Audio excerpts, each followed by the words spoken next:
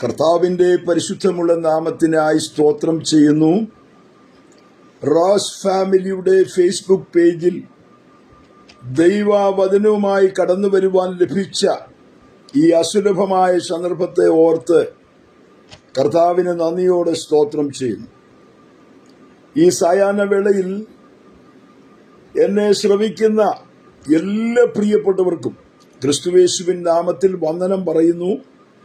അപ്പോൾ തന്നെ ഈ ശുശ്രൂഷയ്ക്കായി ഇങ്ങനൊരു വേദി ഒരുക്കി നൽകിയ റോസ് ഫാമിലിയുടെ ചീഫ് അഡ്മിനായിരിക്കുന്ന റോസ്ലിൻ സിസ്റ്റർക്ക് പ്രത്യേക നന്ദി അറിയിക്കുന്നു. ആ ഗ്രൂപ്പിലെ മറ്റ് അഡ്മിന്മാര്, കർത്തൃദാസിദാസന്മാരെ എല്ലാവരോടും നന്ദി അറിയിച്ചുകൊണ്ട് ഈ സായാഹ്ന വേളയിൽ തിരുവചനത്തിൽ നിന്ന് ഒരു സന്ദേശം അറിയിപ്പാൻ കർത്താവിൽ ശരണപ്പെടുകയാണ്. ദൈവവചനത്തിന്റെ മാറ്റമില്ലാത്ത മഹത്വകരമായ വിളംബരത്തിനാണ് ഈ വേദി ഉപയോഗിച്ചുകൊണ്ടിരിക്കുന്നത്. അതിന്റെ കാരണം ദൈവവചനത്തിന് മാത്രമേ മനുഷ്യന്റെ ഹൃദയത്തിൽ പ്രവർത്തിപ്പാൻ കഴിയൂ. പല സന്ദേശങ്ങളും സംഭാഷണങ്ങളും പ്രഭാഷണങ്ങളും പ്രസംഗങ്ങളും ഒക്കെ നമുക്ക് ശ്രദ്ധിക്കാൻ കഴിയും. അതെല്ലാം മനുഷ്യനെ പുറമേയുള്ള ഈ മനുഷ്യനെ ഇക്കിളിപ്പെടുത്താനോ സന്തോഷിപ്പിക്കാനോ ഒക്കെ കഴിഞ്ഞെന്ന് വരാം. പക്ഷേ മനുഷ്യന്റെ അകത്തലത്തിലേക്ക് ഇറങ്ങിച്ചെന്ന് അവന്റെ ഹൃദയത്തിൽ കുടികൊള്ളുന്ന പാപത്തെ തനതായ നിലയിൽ വെളിപ്പെടുത്തി അതുമൂലമുണ്ടാകുന്ന തകർച്ചകളിൽ നിന്ന് അവനെ കരകയറ്റി ദൈവശബ്ദം അവന്റെ ജീവിതത്തിൽ വ്യാപരിക്കുമ്പോൾ അവന്റെ ജീവിതത്തിൽ തകരേണ്ട ചിലതിനെ തകർത്തുകൊണ്ട് പണിയേണ്ട ചിലതിനെ പണിതുകൊണ്ട് ദൈവത്തിന്റെ പ്രവൃത്തി വെളിപ്പെടുത്തുന്ന ഒരു സന്ദേശമാണ് ഞങ്ങൾ പ്രസംഗിക്കുന്ന ദൈവവചനം. അതുകൊണ്ട് തന്നെയാണ് ഈ വചനം ശക്തിയായി തുടർമാനമായി ഈ ഗ്രൂപ്പിൽ വിളംബരം ചെയ്തുകൊണ്ടിരിക്കുന്നത്. ഇത് ശ്രദ്ധിക്കുന്ന ഏവർക്കും നിശ്ചയമായും അനുഗ്രഹമാണ്. നിങ്ങളുടെ ഏത് സാഹചര്യങ്ങളായിരുന്നാലും ഒന്ന് മാറ്റിവെച്ച് ഒരല്പസമയം ദൈവവചന ചിന്തയ്ക്ക് നിങ്ങൾ അവസരം കൊടുത്താൽ നിങ്ങളുടെ ഹൃദയത്തിൽ ഇത് പരിവർത്തനം നടത്തും. ജീവിതത്തിൽ മാറ്റങ്ങൾ ഉണ്ടാകും. അനർത്ഥങ്ങളിൽ നിന്ന് ദൈവത്തിന്റെ ശബ്ദം നിങ്ങളെ വിടുവിക്കും. നിങ്ങൾക്ക് വരുവാൻ പോകുന്ന നാളുകൾ ശുഭകരമായി തീരേണ്ടതിന് ദൈവത്തിന്റെ കരം നിങ്ങൾക്ക് വേണ്ടി ചലിച്ചുകൊണ്ടിരിക്കും. യോബിന്റെ പുസ്തകത്തിൽ ഇങ്ങനെ വായിക്കുന്നു, കഴിഞ്ഞ കാലങ്ങൾ നിന്റെ ജീവിതം അല്പമായി തോന്നാം, എന്നാൽ ഏറ്റവും അനുഗ്രഹിക്കപ്പെട്ടൊരു ശുഭഭാവി ദൈവം നിനക്ക് വേണ്ടി ഒരുക്കും. തന്റെ വചനത്തിന്റെ വിടുതൽ നിന്റെ ജീവിതത്തിൽ അത്ഭുതം ചെയ്യും. അതുകൊണ്ട് ദൈവവചനം ശ്രവിക്കുവാൻ ഏവരെയും ആഹ്വാനം ചെയ്തുകൊണ്ട് ഇന്ന് ഈ സായാഹ്ന വേളയിലെ വചന ചിന്തയ്ക്കായി ആധാരമായി എബ്രായ ലേഖനം 11 അധ്യായത്തിന്റെ 23 മുതലുള്ള വാക്യഭാഗങ്ങൾ ഞാൻ വായിച്ച് കേൾപ്പിക്കുന്നു. എബ്രായർ 11:23. വിശ്വാസത്താൽ മോശയുടെ ജനനത്തിങ്കൽ ശിശു സുന്ദരനെന്ന് അമ്മയപ്പന്മാർ കണ്ടു. രാജാവിന്റെ കൽപ്പന ഭയപ്പെടാതെ അവനെ 3 മാസം ഒളിപ്പിച്ച് വെച്ചു. വിശ്വാസത്താൽ മോശ താൻ വളർന്നപ്പോൾ പാപത്തിന്റെ തൽക്കാല ഭോഗത്തെക്കാളും ദൈവജനത്തോടുകൂടെ കഷ്ടം അനുഭവിക്കുന്നത് തിരഞ്ഞെടുത്തു. പ്രതിഫലം നോക്കിയത് കൊണ്ട് ഫറവോന്റെ പുത്രിയുടെ മകനെന്ന് വിളിക്കപ്പെടുന്നത് നിരസിക്കുകയും മിസ്രയീമിലെ നിക്ഷേപങ്ങളെക്കാൾ ക്രിസ്തുവിന്റെ നിന്ന വലിയ ധനമെന്നെണ്ണുകയും ചെയ്തു. ഈ വേദഭാഗങ്ങൾ നമുക്ക് വളരെ പരിചിതമായ വേദഭാഗങ്ങളാണ്. എബ്രായ ലേഖനം അനുഗ്രഹിക്കപ്പെട്ട ഒരു ലേഖനമാണ്. പ്രത്യേകിച്ച് നമുക്കറിയാം, നമ്മുടെ വാഴ്ത്തപ്പെട്ട മശിഹാ തമ്പുരാനെ തനതായ നിലയിൽ താൻ ആരാണെന്ന് വെളിപ്പെടുത്തുന്ന ലേഖനമാണ് എബ്രായ ലേഖനം. അതിന്റെ 1 അധ്യായത്തിൽ നമ്മൾ പഠിക്കുമ്പോൾ യേശു ക്രിസ്തു ദൂതന്മാരെക്കാൾ ശ്രേഷ്ഠൻ എന്നുള്ള ചിന്ത ഈ ലേഖന കർത്താവ് വളരെ വ്യക്തമായി സംസാരിക്കുന്ന ഭാഗം നമുക്ക് പഠിക്കാനായിട്ട് കഴിയും. അത് ഈ ലേഖനം എഴുതിയത് പൗലൂസ് ആണെന്നാണ് വേദപണ്ഡിതന്മാരുടെ അഭിപ്രായത്തിൽ നമുക്ക് കൂടുതലായി മനസ്സിലാക്കാൻ കഴിയുന്നത്. അതിന് ചില തെളിവുകളൊക്കെ ഉണ്ട്. ഇപ്പോൾ ആ നിലകളിലുള്ള പശ്ചാത്തല ഭാഗങ്ങളിലേക്ക് കടക്കുവാനുള്ള അവസരം ഞാൻ എടുക്കുന്നില്ല. ഏതായാലും 1-ാം അധ്യായം 1-ഉം 2-ഉം അധ്യായം യേശു ദൂതന്മാരെക്കാൾ ശ്രേഷ്ഠൻ. 3-ാം അധ്യായത്തിലേക്ക് വരുമ്പോൾ യേശു മോശയേക്കാൾ ശ്രേഷ്ഠൻ. അതിന്റെ തെളിവുകളൊക്കെ നിരത്തിക്കൊണ്ട് ഈ ലേഖനകർത്താവ് രേഖപ്പെടുത്തുന്ന ഭാഗങ്ങൾ കാണുവാൻ കഴിയും. 4-ാം അധ്യായത്തിലേക്ക് വരുമ്പോൾ നമ്മുടെ വാഴ്ത്തപ്പെട്ട കർത്താവ് യോശുവയേക്കാൾ ശ്രേഷ്ഠൻ. യോശുവയാണ് ഇസ്രായേൽ ജനത്തിന് സ്വസ്ഥത നൽകിയത്. എന്നാൽ വരുവാൻ പോകുന്ന സ്വസ്ഥതയ്ക്ക് വേണ്ടി ദൈവത്താൽ നൽകപ്പെട്ടിരിക്കുന്ന നിത്യത അഥവാ മനുഷ്യന് നൽകപ്പെടുന്ന ആ സ്വസ്ഥത അത് നൽകിത്തരുവാൻ യേശുവിന് മാത്രമേ കഴിയൂ എന്ന് വ്യക്തമായി രേഖപ്പെടുത്തുന്ന അധ്യായമാണ് 4-ാം അധ്യായം. തുടർന്ന് 5 മുതലുള്ള അധ്യായങ്ങൾ നമ്മൾ പഠിച്ചാൽ നമ്മളെ വാഴ്ത്തപ്പെട്ട കർത്താവ് പുരോഹിതന്മാരെക്കാൾ ശ്രേഷ്ഠ മഹാപുരോഹിതനും ആലയത്തെക്കാൾ ശ്രേഷ്ഠമായ ആലയവും ആരാധനയും എല്ലാം എന്ന് പഠിക്കാനായിട്ട് നമുക്ക് കഴിയും.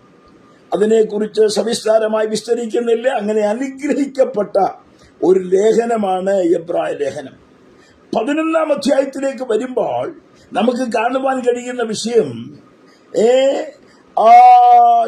ഹാബേൽ തുടങ്ങി വിശുദ്ധന്മാരുടെ ഒരു വലിയ പട്ടിക നമുക്ക് കാണുവാനായിട്ട് കഴിയും. ഹാബേൽ തുടങ്ങി അതിനെക്കുറിച്ച് സവിസ്താരമായി വിസ്തരിച്ച സമയം പോരാ.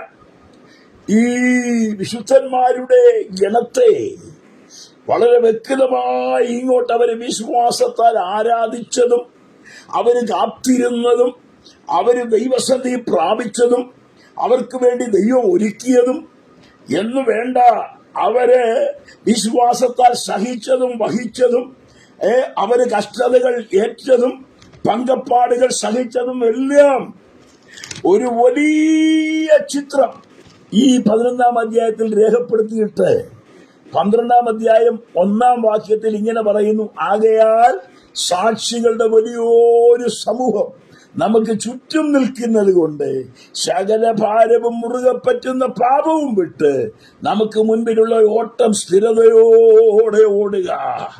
ഈ സാക്ഷികളുടെ വലിയൊരു ഗാലറി എന്ന് പറഞ്ഞാൽ ഹാബേൽ തുടങ്ങിയുള്ള വിശുദ്ധന്മാരുടെ ഒരു വലിയ പട്ടിക നിരത്തിയതിനു ശേഷം ലേഖകൻ പറയുകയാണ്, ഇവരെ മുഴുവൻ ഇവർ വിശ്വാസത്താൽ അവരുടെ വാഗ്ദത്തം മുഴുവനായി പ്രാപിക്കുവാൻ കഴിയാതെ ഇന്നും വാഗ്ദത്തത്തിനു വേണ്ടി അവർ കാത്തിരിക്കുകയാണ്. എന്നാൽ അവരെ കാണിച്ചുകൊണ്ട് വിരൽ ചൂണ്ടിക്കൊണ്ട് പറയുകയാണ്, ഇങ്ങനൊരു വലിയ സമൂഹം നമ്മുടെ മുൻപിലുണ്ട്. അതുകൊണ്ട് നിങ്ങൾ എന്ത് ചെയ്യണം? സ്തോത്രം, സകല ഭാരവും മുറുകെ പറ്റുന്ന പാപവും വിട്ട് ആമേൻ മുൻപിലുള്ള ഓട്ടം ഓടുക. വിശ്വാസത്തിന്റെ നായകനായ യേശുവിനെ നോക്കുക.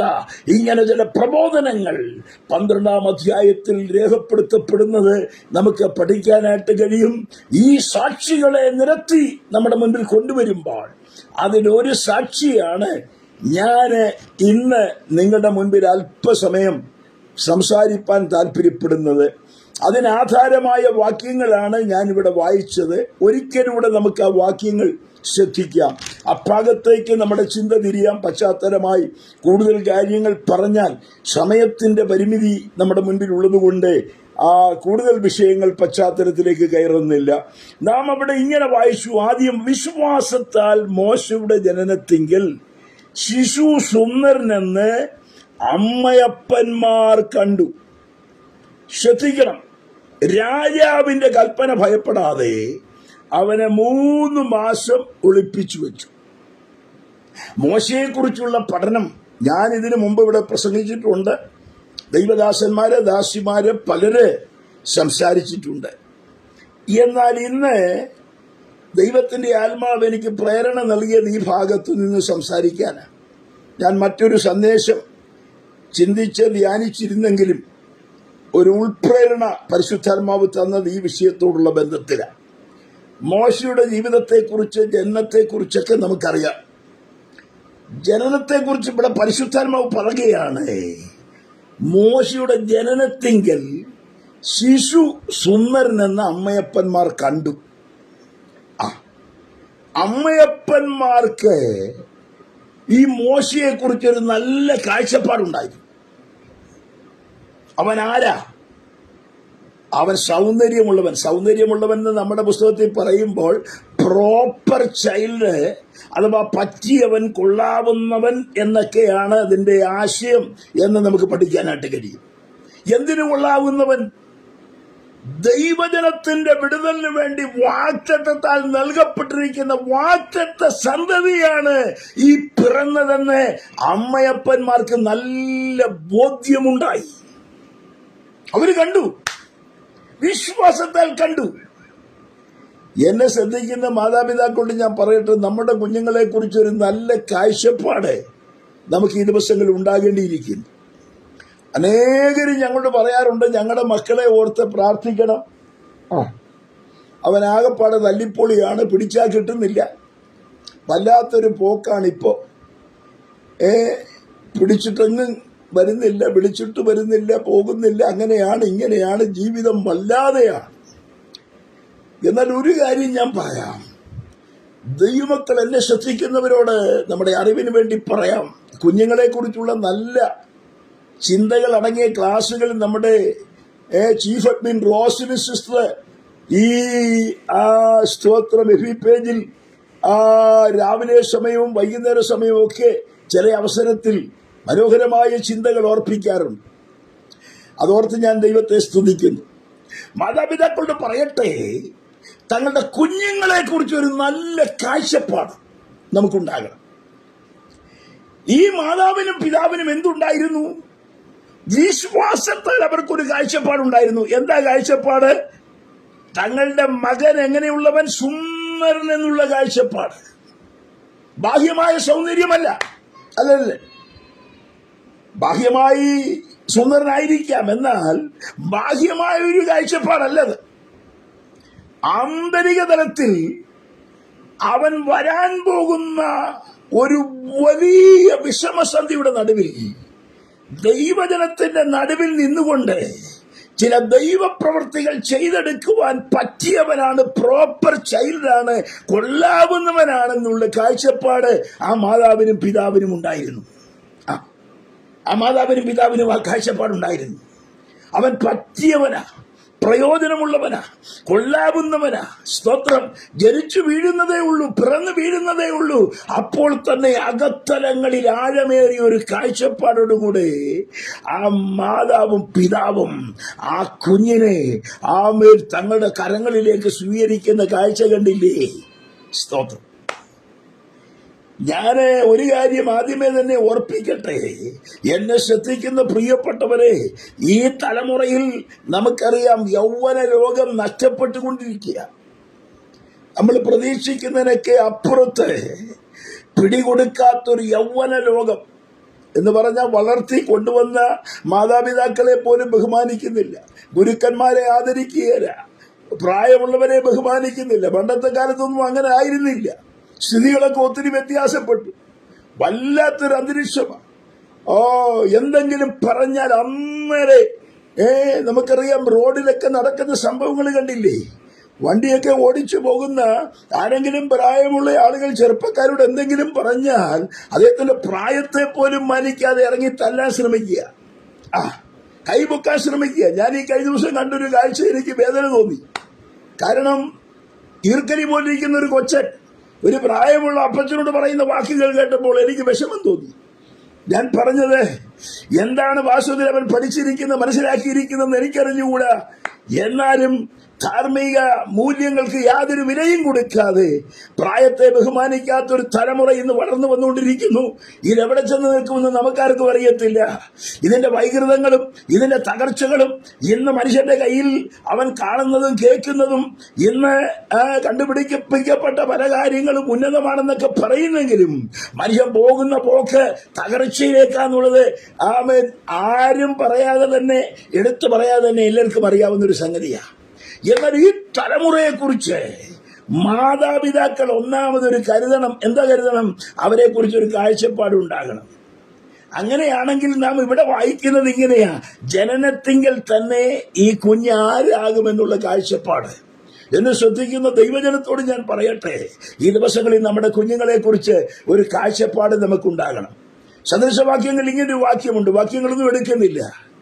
ബാലൻ നടക്കേണ്ടുന്ന വഴിയിൽ അവനെ അഭ്യസിപ്പിക്കുക. വൃദ്ധനായാലും നടക്കുന്ന വഴിയിൽ അങ്ങോട്ട് അഭ്യസിപ്പിക്കാനല്ല. ചിലര് ബാലൻ നടക്കുന്ന വഴിയിൽ തന്നെ അങ്ങോട്ട് പോട്ടെ, പോയ പോക്കങ്ങ് പോട്ടെന്നാ. പക്ഷെ അത് ഒരു പോക്കായിരിക്കും, വല്ലാത്ത പോക്കായിരിക്കും. പക്ഷെ നടക്കേണ്ടുന്ന വഴിയിൽ ട്രെയിൻ ചെയ്യുക. അവിടെ പറയുന്ന ട്രെയിൻ ചെയ്യുക എന്നാ. ബാലനെ ട്രെയിൻ ചെയ്യണം എന്ന് പറഞ്ഞ ട്രെയിനിങ്ങാ. നിന്റെ വീട് നിന്റെ കുഞ്ഞിനൊരു ട്രെയിനിങ്ങാ. നിന്റെ പ്രാർത്ഥന, ആരാധന, സ്തോത്രം, സ്തുതി, ദൈവത്തെ മഹത്വപ്പെടുത്തുന്നത്, ആമേൻ, ഇടപെടുന്നത്, സംസാരിക്കുന്നത്, സഭായോഗത്തിന് പോയി അവിടുത്തെ കുറ്റം വന്ന് ആ സ്തോത്രം ഡൈനിങ് മേശ ഇരുന്നുകൊണ്ട് പറഞ്ഞാൽ കുഴപ്പമില്ലാന്ന് ചോദിച്ചാൽ ഈ കൊച്ചന്റെ അകത്ത് അത് കയറും. പാസ്റ്ററെ, മറ്റുള്ളവരെ കുറ്റം പറയുന്നതൊക്കെ ആ കുഞ്ഞുങ്ങളുടെ അകത്ത് കയറിയിട്ട് അവസാനം ഇവരും എന്ത് ചെയ്യും? ഇവർക്ക് ആ നിലകളിലുള്ള അലർജികൾ വന്നുകൊണ്ടിരിക്കും. കണ്ടുകൊണ്ടിരിക്കുന്ന പല കാര്യങ്ങളാണ്, ഫോട്ടോ വിശദീകരിക്കുന്നില്ല. ആ നിലകളിൽ കുറ്റം പറച്ചിലോ ഗുണകരമല്ലാത്ത കാര്യങ്ങളോ നമ്മുടെ സ്തോത്രം PG വർഗീസ് സാർ പറഞ്ഞ പോലെ ഇവിടെ ഇല്ലാത്ത, സന്നിഹിതനല്ലാത്ത ഒരാളുടെയും കുറ്റം പറയാൻ പാടില്ല എന്ന് അദ്ദേഹം ആണ് ആദ്യമായിട്ട് ഒരു ചെറിയ ബോർഡ് എഴുതി വെച്ചത്. അത് പല വീടുകളിലും എഴുതി വെച്ചിട്ടുണ്ടെങ്കിലും അതിന്റെ കീഴിൽ ഇരുന്നുകൊണ്ട് കുറ്റം പറയുന്നത് ഞാൻ കണ്ടിട്ടുണ്ട്. ഒരിക്കലൊരു വീട്ടിൽ ആഹാരം കഴിച്ചുകൊണ്ടിരിക്കുമ്പോൾ സ്തോത്രം ഈ ബോർഡ് ഞാൻ ശ്രദ്ധിച്ചു. ആ സന്നിഹിതരല്ലാത്ത ആരെ കുറിച്ചും കുറ്റം, പക്ഷെ ഈ ഇരിക്കുന്ന 4 പേരും കുറ്റം പറയാ. അപ്പൊ ഞാനൊരാളോട് പറഞ്ഞു, അങ്ങോട്ട് നോക്കിയേ, ഇവിടെ ഒരു മനോഹരമായ ബോർഡ് ഇരിക്കുന്നില്ലേ? ഉണ്ട്, ബോർഡൊക്കെ വെച്ചിട്ടുണ്ട്. പക്ഷെ ബോർഡ് ഇരിക്കുക ചെയ്ത് ഇവർ കുറ്റം പറഞ്ഞുകൊണ്ടാണ് ഈ കാര്യങ്ങളൊക്കെ ആഹാരം കഴിക്കുന്നത്. സ്തോത്രം. അതുകൊണ്ട് എന്തോ വേണ്ടി തലമുറയ്ക്ക് അത് അമ്പേ പരാജയമാണ്, അത് പ്രതിസന്ധിയാണ്. അവരുടെ അകത്ത് കയറിയിട്ട് അവരും എന്ത് ചെയ്യും? നാളെ കുറ്റം പറയാൻ തുടങ്ങും, വഴക്ക് പറയാൻ തുടങ്ങും, വല്ലാതാകും. അങ്ങനെയുള്ള തലമുറകൾ വളർന്നു വരുമ്പോൾ അവരുടെ ജീവിതത്തിൽ ആകാത്തതും ചേരാത്തതുമൊക്കെ അവരും ഇടപെടും. അത് പരാജയങ്ങൾക്ക് കാരണമാണ്. അതുകൊണ്ട് എല്ലാ മാതാപിതാക്കളും ഓർക്കണം, നമ്മുടെ കുഞ്ഞുങ്ങളെ ട്രെയിൻ ചെയ്യുന്നവരായിരിക്കണം. എങ്ങനെ? അവർക്കൊരു ട്രെയിനിങ് പീരീഡാണ് നമ്മുടെ ഭവനം. സ്തോത്രം. പ്രാർത്ഥന അവർക്ക് ട്രെയിൻ ചെയ്യണം, ആരാധന അവർക്ക് ട്രെയിൻ ചെയ്യണം, ദൈവകൃപ അവർക്ക് കൊടുക്കണം. ആമേൻ. പ്രാർത്ഥനയുടെ അനുഭവങ്ങൾ, ആമേൻ, വൈകുന്നേരവും കാലത്തുമൊക്കെ പ്രാർത്ഥന വേണം. സ്തോത്രം. അതും ഇതുമൊക്കെ നോക്കി വരച്ചും കുത്തിയിരുന്നും പെരയ്ക്കകത്ത് കയറി കഥകളച്ച എന്താ കാണിക്കുന്നു അറിയാത്ത ഒത്തിരി കുടുംബങ്ങളുണ്ട്. എന്നാൽ പോരാ, ദൈവത്തിന്റെ വചനത്തിലും പ്രാർത്ഥനയിലും കുഞ്ഞുങ്ങളെ ശ്രദ്ധിക്കുവാൻ കഴിയുന്ന, അവരെ കുറിച്ചുള്ള നല്ല കാഴ്ചപ്പാട് നമുക്കുണ്ടെങ്കിൽ ഈ ദിവസങ്ങളിൽ നമ്മുടെ തലമുറ അനുഗ്രഹിക്കപ്പെടുവാനിടയായിത്തീരും. അപ്പൊ ഒന്നാമത്തെ ചിന്ത വിശദീകരിക്കുന്നില്ല, ഞാൻ പറഞ്ഞു വന്നത് മാതാപിതാക്കൾക്ക് ഈ ശിശുവിനെ കുറിച്ചൊരു നല്ല കാഴ്ചപ്പാടുണ്ടായിരുന്നു. അതുകൊണ്ട് അവരെന്ത് ചെയ്തു? രാജാവിന്റെ കോപം ഭയപ്പെടാതെ അവനെ 3 മാസം ഒളിപ്പിച്ചു വെച്ചു. സ്തോത്രം. രാജാവിന്റെ കോപമൊന്നും അവർക്ക് പേടിയില്ല. രാജാവിന്റെ കോപം ഭയങ്കരമാണ്, വിശദീകരിക്കുന്നില്ല. എന്നാൽ അവരെന്ത് ചെയ്തു? വിശ്വാസത്താൽ അവനെ ഒളിപ്പിച്ചു വെച്ചു. കാരണം അവർക്കറിയാം ഈ കുഞ്ഞാരാന്നുള്ളത് അവർക്കറിയാം. Praise the Lord. ഇതിന്റെ നടുവിൽ ഒരു ദൈവപ്രവൃത്തി വെളിപ്പെടേണ്ട കുഞ്ഞാണെന്നേ. അവനെ രാജാവല്ല എവിടെ നിന്ന് ഒതുക്കാൻ വന്നാലും അതിന്റെ നടുവിൽ അവനെ മറച്ചു പിടിക്കാൻ കഴിയുന്ന ഒരു കാഴ്ചപ്പാട് ആ മാതാപിതാക്കൾക്കുണ്ടായിരുന്നു. സ്തോത്രം. അവരൊത്തിരി ബന്ധപ്പെട്ട് കാണും, ഒത്തിരി ഒത്തിരി ഒത്തിരി ഒത്തിരി. പക്ഷെ ഒന്നവർക്കറിയാം, അവരുടെ ആഗ്രഹത്ത് തിങ്ങി വിങ്ങുന്ന ഒരു കാഴ്ചപ്പാട് കിടപ്പുണ്ട്. ഈ കുഞ്ഞ് വളരണം, ഇവൻ വളർന്നാൽ ഇവൻ കാഴ്ചപ്പാടുള്ളവനാണ്, ഇവൻ പ്രോപ്പർ ചൈൽഡാണ്, ഇവൻ പറ്റിയവനാണ്. ഓ സ്തോത്രം. അതിനുവേണ്ടി എന്ത് ചെയ്തു? ചുറ്റുപാടും കൂടെ ഗോശനിലെ കൂടാരത്തിന് ചുറ്റും ശത്രു തേരാപ്പാര നടക്കുമ്പോൾ അതിന്റെ നടുവിൽ തന്നെ ആമേൻ ഒരു മറവും ഒളിവും പ്രാർത്ഥനയുടെ അനുഭവവും ആമേൻ ഈ കുഞ്ഞിനെ വളർത്തുവാനുള്ള ജീവിതത്തിന്റെ എല്ലാ നിലവാരങ്ങളും ആമേൻ നെഞ്ചും നെറ്റിയും കാണിച്ചുകൊണ്ട് രാജാവിന്റെ കോപം വന്നാലും ശരി, ആരൊക്കെ എതിർത്താലും ശരി, ഏതൊക്കെ വിഷയങ്ങൾ കടന്നു വന്നാലും ശരി, ഞങ്ങൾക്ക് കിട്ടിയ ഈ കാഴ്ചപ്പാട്, ഞങ്ങൾക്ക് കിട്ടിയ ഈ ശിശുവിനെ ഞങ്ങൾക്ക് കിട്ടിയ ഈ ദൈവകൃപയെ, ഞങ്ങൾക്ക് കിട്ടിയ ഈ വാഗ്ദത്തത്തെ ഞങ്ങൾ കൈവിടുകയില്ല. അതിനെ ആത്മീയമായി വളർത്തുവാൻ തക്കവണ്ണം ഒളിപ്പിക്കണമെങ്കിൽ ഒളിപ്പിച്ച്, മറയ്ക്കണമെങ്കിൽ മറച്ച്, ഈ ദിവസങ്ങൾ അതിനെ വളർത്തിയെടുക്കുവാൻ തക്കവണ്ണം ആ മാതാവും പിതാവും ദത്തശ്രദ്ധരായിരുന്നു എന്നുള്ളത് നമുക്കവിടെ കാണുവാനായിട്ട് കഴിയും. ഞാൻ ഒരു കാര്യം ചോദിക്കട്ടെ, ദൈവത്തിൽ നിന്ന് പ്രാപിച്ച മോശ എന്ന് പറഞ്ഞാൽ ദൈവത്തിന്റെ വാഗ്ദത്തമല്ലേ? ആമേൻ. എന്നെ ശ്രദ്ധിക്കുന്ന പ്രിയപ്പെട്ടവരെ, എനിക്കും നിനക്കും ദൈവം നൽകിയ ചില വാഗ്ദത്തങ്ങളുണ്ട് കേട്ടോ. ആമേൻ. ശത്രുവായവൻ അത് ജീവിതത്തിൽ വെളിപ്പെടാതിരിക്കുവാൻ, ആമേൻ, ശക്തിയോടുകൂടെ എന്നാണോ നിന്റെ അകത്ത് ആ വിത്ത് വീണത് അന്ന് മുതൽ നിനക്ക് വിരോധമായി അവൻ പോരാടുന്നുണ്ട്. നീ അത് മനസ്സിലാക്കുന്നില്ല.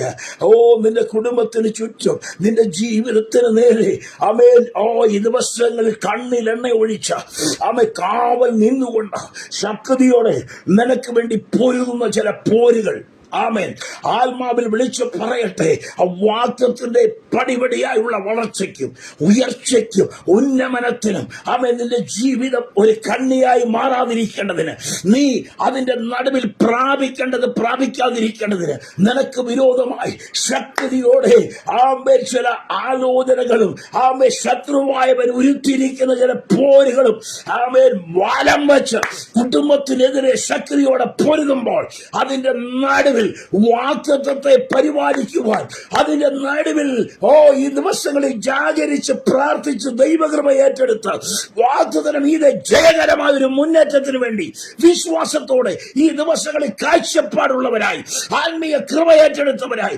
ശക്തിയോടെ മുന്നേറുവാൻ കഴിയുന്ന എത്ര പേരുണ്ടെന്ന് പരിശുദ്ധാത്മാവ് നമ്മോട് ചോദിക്കുക.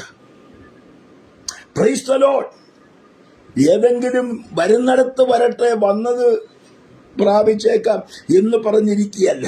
ഈ 2026 ചിലത് പിടിച്ചു മേടിച്ച് ദൈവത്തിന് വേണ്ടി നിലകൊള്ളുവാൻ, ചില വാഗ്ദത്തത്തിന്റെ ഉന്നതമായ സമുന്നതമായ ഭാഗത്തേക്ക് പരിശുദ്ധാത്മാവ് നിന്നെ നടത്തുന്ന ദിനങ്ങളുണ്ടെന്ന് തിരിച്ചറിയുന്ന ദൈവമക്കൾക്കായി ഞാൻ ദൈവത്തെ സ്തുതിക്കുന്നു. കഴിഞ്ഞ കാലങ്ങളിൽ ശത്രു മണ്ണിട്ട് മൂടിയത് ഈ ദിവസങ്ങളിൽ ശബനഹബ്ദന ജീവന ഹല്ലേലൂയ, ഈ ദിവസങ്ങളിൽ അത് കുഴിച്ചെടുക്കേണ്ടതിന് ദൈവാത്മാവ് നിന്നെ കുറിച്ച് ആഗ്രഹിക്കുക. നീ പല ഉറവകൾ തുറന്നതാ, ചിലത് നീ കണ്ടതാ, ചില ഉറവ കണ്ണുകൾ നീ കണ്ടതാ. പക്ഷേ പിന്നീട് ശത്രു എന്ത് ചെയ്തു? അത് മണ്ണിട്ട് മൂടിക്കളഞ്ഞു. എന്നാൽ ഒരു കാര്യം ഉറപ്പോടെ ഞാൻ പറയാം, ശത്രുവിനല്ല, അന്തിമ ജയം നിനക്കാണ്. ഇന്ന് ആത്മാവിൽ ഒരു ദൂത് ഞാൻ കൈമാറട്ടെ. ദൈവജനത്തിന്റെ ആത്മീക ഉറവകളെ, ആരാധനയുടെ ഉറവകളെ, പ്രാർത്ഥനയുടെ ഉറവകളെ മണ്ണിട്ട് മൂടുന്ന ദുഷ്ടനായവൻ ശക്തിയോടെ പടപൊരുതുമ്പോൾ അതിന്റെ ഉറവകൾക്കെതിരെ ഈ ദിവസങ്ങളിൽ നീ ശക്തിയോടെ ചികഞ്ഞന്വേഷിച്ച് പ്രാർത്ഥനയോടുകൂടെ ഈ ദിവസങ്ങളിൽ ജാഗരിക്കുമെങ്കിൽ ചില ഉറവക്കണ്ണുകൾ നിനക്ക് വേണ്ടി തുറന്നു വരാൻ പോകുക. പരാജയപ്പെട്ടെന്ന് തോന്നിയ സ്ഥാനങ്ങളിൽ ചില വിജയത്തിന്റെ ഉറവകൾ തുറക്കാൻ പോകുക. ദൈവം ഒരു ഉറവ തുറന്നാൽ, ആമേൻ, അത് അബ്രഹാമിന്റെ വീട്ടിൽ നിന്ന് തരുന്ന ഒരു തുരുത്തിയിലെ വെള്ളം പോലെയല്ല. ആമേൻ, മരുഭൂമിയിൽ ശക്തിയോടെ ഒരു ഉറവക്കണ്ണ് ഹാഗാറിന് വേണ്ടി തുറന്നെങ്കിൽ ചില ദൈവ പ്രവർത്തികൾ 2026 ദൈവജനത്തിന്റെ മുൻപിൽ ഉണ്ടെന്ന് ആത്മാവ് ദൂത് പറയുക. അത് ഏറ്റെടുക്കാൻ എത്ര പേര് തയ്യാറാകും? ഉടമന ഹംദര ജനാധികാരവ, നിന്റെ കയ്യിൽ ചിലത് തീർന്നു പോയി, ചിലതെല്ലാം ചെലവായി.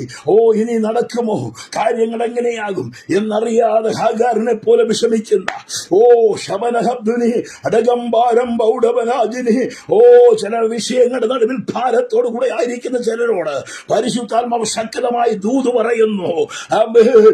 മനുഷ്യൻ തരുന്നത് തീർന്നു പോകും. എത്ര സ്നേഹിക്കുന്നവരായിരുന്നാലും, എത്ര കരുതുന്നവരായിരുന്നാലും അതിന്റെ പുറകിൽ ഒരു തുരുത്തിക്കകത്ത് മാത്രമേ അവർക്ക് തരുവാൻ കഴിയുള്ളൂ. അവർ സമ്പന്നരായിരിക്കാം, പക്ഷെ അതെല്ലാം തീർന്നു പോകും. എന്നാൽ ഇന്ന് ഈ സായാഹ്ന വേളയിൽ നിനക്ക് വേണ്ടി അത്ഭുതത്തെ തുറക്കുന്ന ഒരു ദൈവത്തിന്റെ സാന്നിധ്യം ആത്മാവിൽ തൊട്ടറിഞ്ഞ് ദൈവകൃപ ഏറ്റെടുക്കുന്നെങ്കിൽ ഒരു ദൈവ പ്രവൃത്തി വെളിപ്പെട്ടു വരുവാൻ പോകുക. പരിശുദ്ധാത്മാവ് ശക്തമായി ഒരു ദൂത് പറയുക. ഓ ജീസസ്, ദൈവത്തിന്റെ വചനത്തിനൊത്തവണ്ണം വാഗ്ദത്തങ്ങളുടെ വിടുതൽ ഈ ദിവസങ്ങളിൽ അനുഭവിക്കുമാറ് ദൈവ സാന്നിധ്യത്തിലേക്ക് ഒന്ന് തിരിഞ്ഞു വന്ന് ഏറ്റെടുത്തുകൊണ്ട് 2026 ചില പുതിയ നിർണയത്തോടെ സമർപ്പണത്തോടെ കർത്താവിന് വേണ്ടി നിൽക്കുവാൻ ചിലരോട് ദൈവാത്മാവ് ദൂത് പറയുക. നീ ചില വിടുതൽ കണ്ടേ, ആമേ, നിന്നെ ദൈവം ചിലത് ഈ ദിവസങ്ങളിൽ ചില ഉറവക്കണ്ണുകൾ തുറന്ന് ചില അനുഭവങ്ങൾ നിനക്ക് വേണ്ടി ഒരുക്കാൻ ദൈവം വിശ്വസ്തനെന്ന് ആത്മാവിൽ ഒരു ദൂത് കൈമാറുകയാ. ദൈവത്തിന് സ്തോത്രം. ആ കുഞ്ഞിനെ വളർത്തുകയാ അവരെ. ആമേൻ. നമുക്കറിയാം, ആ രണ്ടാമത്തെ ഭാഗത്തേക്ക് ഞാൻ വരികയാ. രണ്ടാമത്തെ ഭാഗം ഇങ്ങനെ നാം വായിക്കുന്നു, ആ കുഞ്ഞിനെ അവർ ഒളിപ്പിച്ചു വെച്ചു. എന്ന രണ്ടാമത്തെ ഭാഗം, വിശ്വാസത്താൽ മോശ താൻ വളർന്നപ്പോൾ പാപത്തിന്റെ തൽക്കാല ഭോഗത്തെക്കാളും ദൈവജനത്തോടുകൂടെ കഷ്ടം അനുഭവിക്കുന്നത് തെരഞ്ഞെടുത്തു. സ്തോത്രം. ഇവിടെ നാം വായിക്കുന്നത് വിശ്വാസത്താൽ മോശ വളർന്നു. കേട്ടോ, മോശ തളർന്നു എന്നല്ല, തകർന്നു എന്നല്ല, തീർന്നു പോയെന്നല്ല, വിശ്വാസത്താൽ വളർന്നു. ഈ വിശ്വാസത്താൽ വളർന്നു എന്നെങ്ങനെ അറിയുന്നേ? ആ തെരഞ്ഞെടുപ്പിലൂടെ അത് മനസ്സിലാക്കുന്നേ. എന്താ തെരഞ്ഞെടുത്തേ? അവിടെ എഴുതിയിരിക്കുന്നല്ലോ, പാപത്തിന്റെ തൽക്കാല ഭോഗത്തെക്കാളും ദൈവജനത്തോടുകൂടെ കഷ്ടം അനുഭവിക്കുന്ന തെരഞ്ഞെടുത്തു. അതിന്റെ കാരണം അവൻ വളർന്നു എന്നുള്ളതാണ്. ഞാൻ ചോദിക്കട്ടെ, ഈ 2026 എത്രത്തോളം ആത്മീയമായി നാം വളർച്ച പ്രാപിച്ചിട്ടുണ്ട്? നമുക്ക് നമ്മെ തന്നെ ഒന്ന് ശോധന ചെയ്യേണ്ടതാ. മറ്റുള്ളവരുടെ കാര്യം നോക്കാനല്ല ദൈവം നമ്മെ വിളിച്ചത്. നമ്മുടെ ജീവിതത്തിൽ നാം എത്രത്തോളം ആത്മീയമായിട്ട് വളർന്നിട്ടുണ്ട്? ഈ വളർന്ന മോശയെ കുറിച്ച് പറഞ്ഞിരിക്കുക, പാപത്തിന്റെ തൽക്കാല ഭോഗത്തെക്കാളും ദൈവജനത്തോടുകൂടെ കഷ്ടം അനുഭവിക്കുന്നത് മോശ തെരഞ്ഞെടുത്തു. അപ്പൊ ഇത് തമ്മിലൊന്ന് തട്ടിച്ചു നോക്കിയേ. പാപത്തിന്റെ താൽക്കാലിക സുഖം, മറ്റൊന്ന് ദൈവജനത്തോടുകൂടെയുള്ള കഷ്ടത. നമ്മൾ എന്ത് തിരഞ്ഞെടുക്കും? നിങ്ങളൊന്ന് പറഞ്ഞേ. ദൈവജനത്തോടുകൂടെ നിരന്തരം കഷ്ടത അനുഭവിക്കുന്നത് തിരഞ്ഞെടുക്കുമോ, അതോ പാപത്തിന്റെ സുഖം തിരഞ്ഞെടുക്കുമോ? അത് താൽക്കാലിക സുഖമാണ്. മോശ വളർന്നു വന്നപ്പോൾ താൻ എന്ത് തിരഞ്ഞെടുത്തു? വിശ്വാസത്താൽ വളർന്നു വന്നപ്പോൾ ഈ പാപത്തിന്റെ സുഖത്തേക്കാൾ തനിക്ക് തിരഞ്ഞെടുക്കാൻ കഴിഞ്ഞ ദൈവജനത്തോടുകൂടിയുള്ള കഷ്ടത. നമുക്കറിയാം, അന്നത്തെ മിസ്രൈം എന്നൊക്കെ പറഞ്ഞാൽ, ഈജിപ്റ്റ് എന്നൊക്കെ പറഞ്ഞാൽ എല്ലാം കൊണ്ടും ശാസ്ത്രീയ, സാമൂഹിക, മറ്റിതര അനുഭവങ്ങളിൽ ഏറ്റവും ഉയർന്ന മണ്ഡലത്തിൽ നിൽക്കുന്നതാ. നമുക്കറിയാമല്ലോ, 2 സൂതികർമ്മിണികളെ പറഞ്ഞു വിടുന്നതിനെ കുറിച്ച് നമ്മൾ പുസ്തകത്തിൽ വായിക്കുന്നുണ്ട്. സൂതികർമ്മിണികൾ എന്ന് പറഞ്ഞ മിഡ് വൈഫുമാരെന്ന. ഇന്നത്തെ ആധുനിക നമ്മുടെ കാലത്തൊക്കെ ആണ് മിഡ് വൈഫുമാരെന്നൊക്കെ പറഞ്ഞ് നമ്മൾ കേട്ടിട്ടുണ്ട്. പക്ഷെ അന്ന് ഈജിപ്തിൽ മിഡ് വൈഫുമാരുണ്ടായിരുന്നു. പ്രസവം എടുക്കുന്നവരും ആ നിലകളിൽ പ്രസവ ശുശ്രൂഷയൊക്കെ ചെയ്യുന്ന മിഡ് വൈഫുമാർ അന്നത്തെ ഈജിപ്തിലുണ്ടായിരുന്നെന്ന്. അപ്പൊ ഈജിപ്തിന്റെ ആ സാഹചര്യവും സ്ഥിതിയും നമ്മൾ പഠിച്ചാൽ ഇതുപോലെ ഉയർന്ന തലത്തിലാണ് അന്നത്തെ എല്ലാ സാഹചര്യങ്ങളും. രണ്ടാമത് മമ്മി എന്നൊക്കെ പറഞ്ഞാൽ, മമ്മി എന്ന് പറഞ്ഞാൽ അമ്മ എന്നാണെങ്കിലും, ഈ ശവം കേടുകൂടാതെ സൂക്ഷിക്കുവാൻ കഴിയുന്ന ഒരു നല്ല കണ്ടുപിടുത്തം ഈജിപ്തിലുണ്ടായിരുന്നു, കേടുകൂടാതെ. അത് ഈജിപ്തിന്റെ ഒരു പ്രത്യേകതയായിരുന്നു. മാത്രമല്ല, പിരമിഡുകൾ, സൂചിയാഗ്ര സ്തംഭങ്ങൾ എന്ന് പറയും, പിരമിഡുകൾ. അവിടെ പോയി കണ്ട ഒരു ദൈവദാസൻ പറഞ്ഞ് ചരിത്രം കേട്ടപ്പോൾ ഞാൻ അന്തം വിട്ടുപോയി. നമ്മൾ കൊണ്ട് സെമിത്തേരി കൊണ്ടൊരാളെ അടക്കുമ്പോൾ ഒരു ചെറിയ സെല്ലിനകത്ത് വെച്ചാ പോരുന്നേ. എന്നാൽ ടൺ കണക്കിന് വലിപ്പമുള്ള വലിയ പാറകൾ കൊണ്ട്, കല്ലുകൾ കൊണ്ട് നിർമ്മിച്ച, അതിന്റെ പൊക്കവും അതിന്റെ വീതിയും വിസ്താരവും ഒക്കെ നിങ്ങൾ കണ്ടിട്ടുണ്ടെന്ന് ഞാൻ കരുതുന്നു. ഇത്രയും വലിയ പിരമിഡുകൾ എന്ന് പറയുന്നത് ഈജിപ്തിന്റെ സംഭാവനയാണ്. അവിടുത്തെ ഫറവോ രാജാക്കന്മാരെ അടക്കിയ ആ മനോഹരമായ കല്ലറകളാണ് പിരമിഡുകൾ എന്ന് പറയുന്നത്. അതിനകം അടിച്ചു പൊളിച്ച് കയറിയ, അതിനകം കണ്ട ഒരാളെ കുറിച്ച് ഞാൻ വായിച്ചിട്ടുണ്ട്. അതിനകത്ത് ചെന്നപ്പോൾ അതിന്റെ അറകളും ഫറവോനെ അടക്കിയിരിക്കുന്ന അദ്ദേഹത്തിന്റെ സാധന സാമഗ്രികളും അതിനകത്തോട്ട് ചെന്നപ്പോൾ അദ്ദേഹത്തിന്റെ സ്വർണ്ണപ്പെട്ടിയും സ്വർണ്ണവടിയും എന്ന് വേണ്ട അതിനകത്തോട്ട് ചെന്നാൽ അയ്യോ വലിയൊരു കൊട്ടാരം കണക്കെയാണ് അതിന്റെ ക്രമീകരണങ്ങൾ ചെയ്തു വെച്ചിരിക്കുന്നത്. എന്തിനേറെ ഇതുപോലൊരു അടക്കം കിട്ടേണ്ട ആളാ മോശ കേട്ടോ. ഓ മോശേ, നിനക്ക് ലഭിക്കേണ്ട പാപത്തിന്റെ താൽക്കാലിക സുഖം എന്നൊക്കെ പറഞ്ഞ അന്നത്തെ ഈജിപ്തിലെ സന്തോഷം എന്നൊക്കെ പറഞ്ഞ വലിയ കാര്യങ്ങളാ. എന്നാൽ വിശ്വാസത്താൽ വളർച്ച പ്രാപിച്ചപ്പോ പുള്ളി പറഞ്ഞു, അതൊന്നും എനിക്ക് വേണ്ട. വിശ്വാസത്തിൽ കൃപയിൽ വളർന്നവർക്ക് ഈ ദിവസങ്ങളിൽ തെരഞ്ഞെടുക്കേണ്ടതുപോലെ തെരഞ്ഞെടുക്കാൻ പറ്റുള്ളൂ. ഇത് വളർച്ചയില്ല, കൃപയില്ല, കൃപ പ്രാപിക്കുകയില്ല. എന്നും നട്ടപ്പോഴും ഒരു കൊട്ട, പറിച്ചപ്പോഴും ഒരു കൊട്ട, എന്നും ഒരു സാക്ഷിയാ. കഴിഞ്ഞ ആഴ്ച കർത്താവ് എനിക്ക് നല്ലവനായിരുന്നു, വല്ലവനായിരുന്നു. ഒരു സഹോദരി പറഞ്ഞപ്പോൾ വല്ലാത്തവനായിരുന്നു എന്നും കൂടെ പറഞ്ഞു. കർത്താവ് എനിക്ക് നല്ലവനും വല്ലവനും വല്ലാത്തവനുമായിരുന്നു. ഈ നിലയിലുള്ള സാക്ഷ്യം പറഞ്ഞ് എല്ലാ ആഴ്ചയിലും പറഞ്ഞില്ലേരല്ല. ഇപ്പൊ ചിലർ പറഞ്ഞ പറഞ്ഞില്ലേരല്ല പാസ്റ്ററെ. ആണ്ടവസാനം വരുമ്പോ നേരത്തെ എങ്ങനെയായിരുന്നെന്ന് ചോദിച്ചാൽ എഴുന്നേറ്റ് ഒന്ന് പ്രാർത്ഥിച്ച് ദൈവസന്ധി തീരുമാനമെടുത്ത് അടുത്ത ആണ്ടിൽ കർത്താവിന് വേണ്ടി ജീവിക്കും, പ്രവർത്തിക്കും. ഈ കഴിഞ്ഞ ദിവസം ഒരാൾ പറഞ്ഞത്, ഞാൻ ഇനി അങ്ങനെ തീരുമാനമേ എടുക്കുന്നില്ല. അതിന്റെ കാരണം കഴിഞ്ഞൊരു വർഷം എനിക്ക് ഒന്നും നിവർത്തിക്കാൻ പറ്റിയില്ല, ഇനി തൊട്ട് എനിക്ക് തീരുമാനവും വേണ്ട. കണ്ടോ? അപ്പൊ എവിടെ പോയി?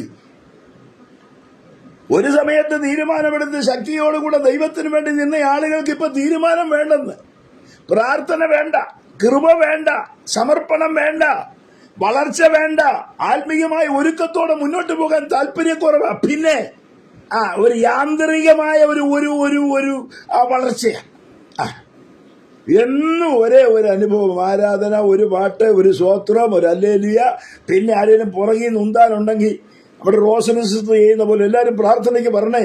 അങ്ങനെ പറഞ്ഞാലും എത്ര പേര് വരും?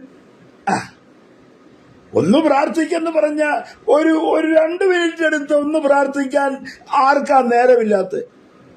ഇവിടെ തന്നെ അമേരിക്കൻ പ്രസിഡന്റിനേക്കാളും വലിയ പുള്ളികളാരും ഇതിനകത്തില്ലല്ലോ. കഴിഞ്ഞ ദിവസം ഞാൻ വായിച്ചൊരു, അദ്ദേഹം ഒരു ഓൺലൈൻ പ്രാർത്ഥനയിൽ പോയി പ്രാർത്ഥിക്കുന്നുണ്ടെന്ന് വായിച്ചപ്പോൾ എനിക്ക് അത്ഭുതം തോന്നി.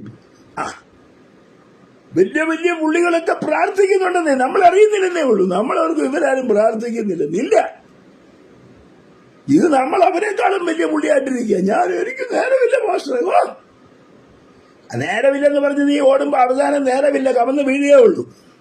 എന്നാൽ ദൈവസന്ധി സമയമെടുക്കാമെങ്കിൽ അത് അനുഗ്രഹമാണ്. അത് നീ വിശ്വാസത്തിൽ വളരണം.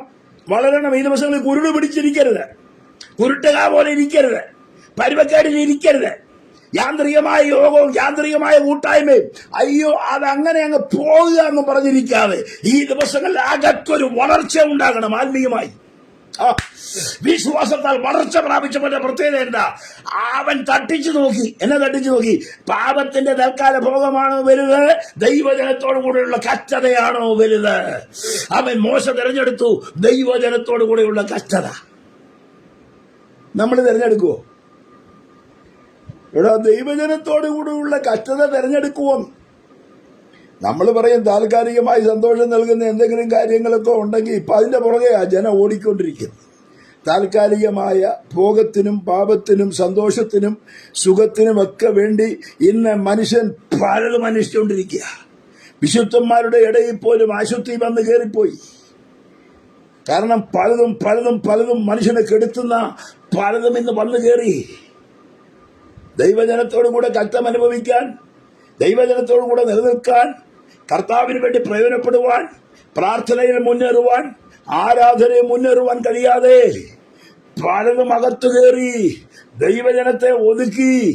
പാപത്തിലെ താൽക്കാലിക സുഖങ്ങളും സന്തോഷങ്ങളും എന്തിനേറെ ഇന്ന് കൊട്ടാരമായി, പണമായി, സൗകര്യമായി. ഒരു കാലത്ത് ഒന്നുമില്ലായിരുന്നു. മെഴുകിയ തലയിരുന്ന് കൈയടിച്ച് പാട്ടുപാടി അപ്പനും അമ്മയും കൂടെ സ്വോത്രം ചെയ്ത് കിട്ടിയ തലമുറ ഇന്ന് ഉന്നതമായ നിലയിലേക്ക് വന്നപ്പോൾ അവർക്ക് പാട്ട് വേണ്ട, പ്രാർത്ഥന വേണ്ട, സ്വോത്രം വേണ്ട. പാപത്തിന്റെ താൽക്കാലിക സുഖങ്ങളുടെ പുറകെ ഓടുന്ന എത്രയോ എത്രയോ ചെറുപ്പക്കാരുണ്ട്, എത്രയോ ജീവിതങ്ങളുണ്ട്. എന്നാൽ മോശയുടെ പ്രത്യേകത ശ്രദ്ധിക്കൂ. പാപത്തിന്റെ തൽക്കാല ഭോഗത്തെക്കാളും ദൈവജനത്തോടുകൂടെയുള്ള കഷ്ടത. ഓ ജൂഡാബാലബാലബ.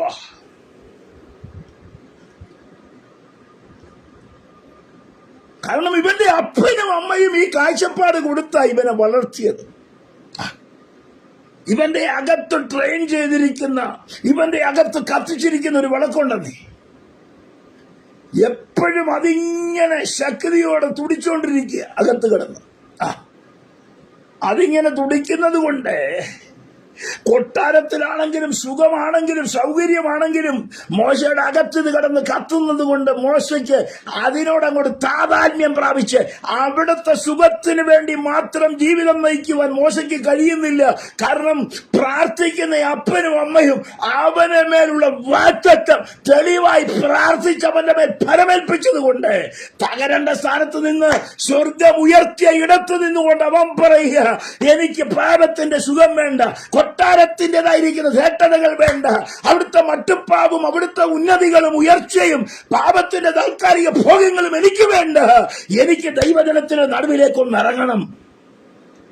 ദൈവജനത്തോടു കൂടെയുള്ള കഷ്ടത. ശബന ഹബ്ദര ജന. ദൈവാത്മാവ് ശക്തമായി ഇടപെടുക. നമ്മൾ എന്ത് തിരഞ്ഞെടുക്കും? നമ്മളെ തിരഞ്ഞെടുപ്പ് എങ്ങനെ? ഈ മക്കളെ പാടിവിടാനും പ്രസംഗിച്ചു വിടാനും ഈ ഞാൻ പറഞ്ഞു വിടാനും ഒന്നും അനവധി പാടൊന്നുമില്ല. പക്ഷെ ജീവിതത്തിൽ ചിലത് കാട്ടിക്കൊടുക്കുവാൻ, ജീവിതത്തിൽ ചിലത് ഏറ്റെടുക്കുവാൻ, ജീവിതത്തിൽ ചില സമർപ്പണത്തിലേക്ക് വരുവാൻ ഈ ദിവസങ്ങളിൽ നമുക്ക് കഴിയുമെങ്കിൽ അതാ ജീവിത വിജയമെന്ന് പറയുന്നത്. വെറും പുറമേയുള്ള പ്രഹസനം ഇന്ന് ആത്മീയ ഗോളത്തിൽ ഒത്തിരി നടന്നുകൊണ്ടിരിക്കുക. സ്റ്റേജിൽ മാത്രമുള്ള പ്രകസനങ്ങൾ. പുറത്തോട്ടിറങ്ങുമ്പോൾ അവിടെ ആയിരുന്ന ആ സ്ഥിതിയല്ല, അവസ്ഥ വേറെയാ. എത്രയോ സംഭവങ്ങളാണ് ഇന്ന് നടന്നുകൊണ്ടിരിക്കുന്നത്. എന്നാൽ ഇതിന്റെ നടുവിൽ കർത്താവിന് വേണ്ടി ചിലരെ കർത്താവ് ഒരുക്കിക്കൊണ്ടിരിക്കുക. കർത്താവിന്റെ കരങ്ങളിൽ വളരുന്നവരും വളർത്തുന്നവരും ആത്മീയമായി പ്രാർത്ഥിക്കുന്നവരും വാഗ്ദത്തം പ്രാപിക്കുന്നവരും വിടുതലേറ്റെടുക്കുന്നവരുമായ ചിലരെ ദൈവത്തിന് ആവശ്യമുണ്ട്. അവര് വിശ്വാസത്താൽ വളരുന്നവരായിരിക്കണം.